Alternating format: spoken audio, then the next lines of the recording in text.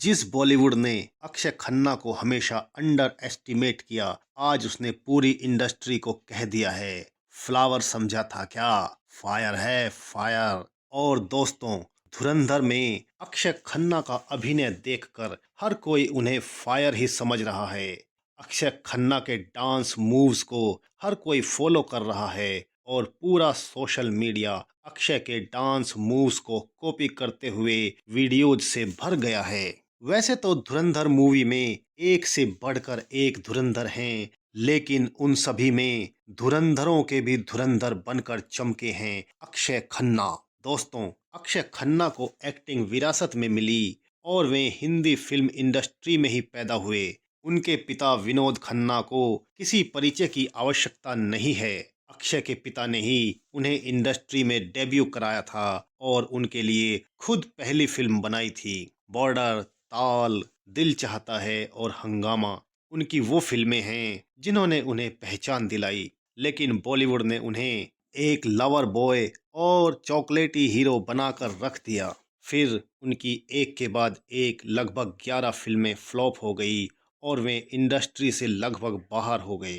5 साल उन्होंने इंडस्ट्री से दूर बिताए, लेकिन दृश्यम जैसी फिल्मों से उनके कदमों की आहट फिर से सुनाई देने लगी और छावा फिल्म में उनके द्वारा निभाए गए औरंगजेब के किरदार ने उनके अभिनय का लोहा मनवा दिया। छावा में उनके द्वारा निभाए गए पात्र के अलावा आज जिस पात्र की सबसे अधिक चर्चा हो रही है वो है अक्षय द्वारा पर्दे पर उतारा गया रहमान डकैत का पात्र। ये एक कुख्यात, क्रूर और घृणित पात्र है और उसके चरित्र के इन सभी रंगों को पर्दे के कैनवास पर उतारने में अक्षय खन्ना ने अपनी आत्मा को जिस तरह से रहमान डकैत के पात्र में डाला है, उसके लिए उनकी जितनी भी प्रशंसा की जाए कम है। रहमान डकैत का पात्र इस फिल्म का मुख्य पात्र नहीं है, लेकिन अक्षय की एक्टिंग के कारण वो आज सभी पर भारी पड़ रहा है। दोस्तों,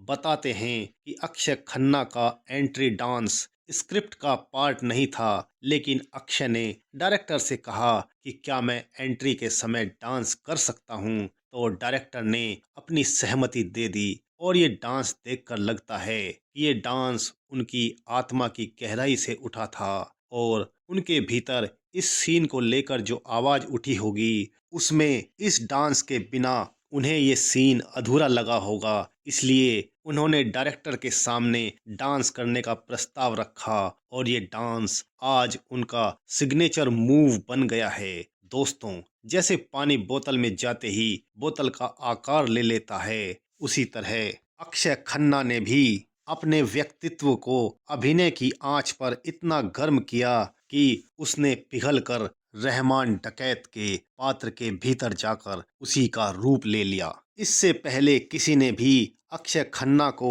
इतना तपने का अवसर ही नहीं दिया कि उनकी गर्मी पर्दे पर महसूस की जा सके। ये पहली बार हो रहा है कि हम अक्षय खन्ना नाम की इस आग को पूरी तरह से धधक कर जलते हुए देख रहे हैं।